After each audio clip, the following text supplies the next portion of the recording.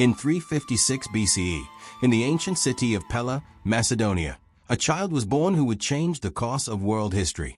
His name was Alexander III, son of King Philip II of Macedon. From an early age, Alexander showed a fiery spirit and an unquenchable hunger for greatness. His tutor was Aristotle, one of history's greatest philosophers, who filled his mind with ideas about courage, leadership, science, and destiny. Alexander did not just want to rule.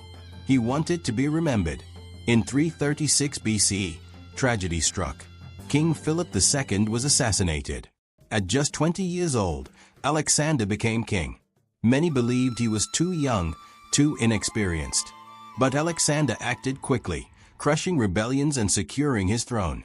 Then, he turned his eyes eastward, toward Persia, the greatest empire the world had ever known. In 334 BCE, Alexander crossed the Hellespont into Asia Minor. At the Battle of Granicus, his army clashed with Persian forces for the first time. Mounted on his legendary horse, Bucephalus, Alexander led the charge himself. Against overwhelming odds, he won. Western Anatolia fell into his hands, and the legend began to grow. In 333 BCE, Alexander faced Emperor Darius III of Persia at the Battle of Issus. Though outnumbered, Alexander used speed and strategy to shatter the Persian army. Darius fled the battlefield, leaving behind his family and immense treasure. Alexander treated Darius' family with honor and offered peace. Darius refused. The war would continue. In 332 BCE, Alexander faced the island city of Tyre, protected by massive walls and the sea itself. Instead of retreating, Alexander did the unthinkable.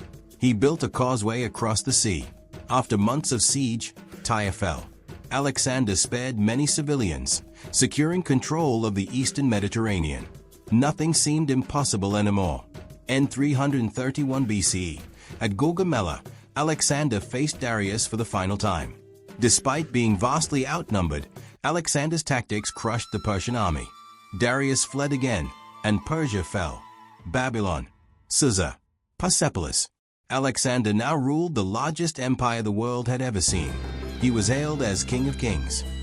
By 329 BCE, Alexander pushed into Bactria, in modern Afghanistan.